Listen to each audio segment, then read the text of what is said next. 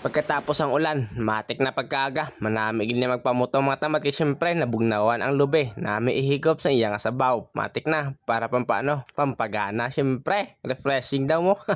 Pagkatapos namon kaon sang lube, ari mga pasayan pagkita ko. Perte kadagko diri sa gimaras nga farm namon ging kuha. Pagkatapos ambal ni Lola buligin ako GM pamanit. Ano pa bing mahimo ta kay Lola ta nga gwapa nag-request sa siyang gwapo nga apo.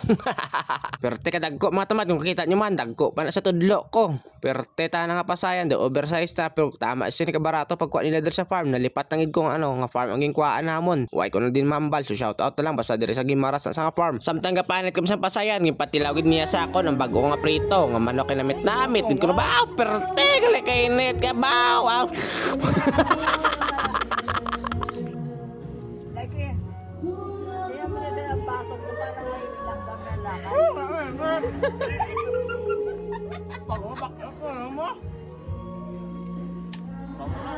Patilawan ta naman ang Chicken Joy pero native. Yes! Perte ka namin sa native nga darag. Kagwari di si mama na siya nagkiyad-kiyad ambot ko anong tawag sa siya ginaobra.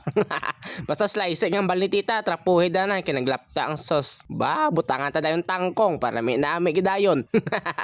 Sang ready na tanan nari na ba naka-plaster galaway naman ta. Porya allergy kantahan ta na ang birthday girl. Birthday to you. Happy birthday to you.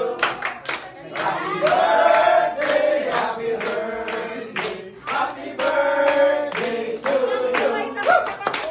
Matik na, tapos kanta, suka dayon sa pagkaon, syempre ang tangkong, huwag ginakaluwas, kingkuha, tagina dayon.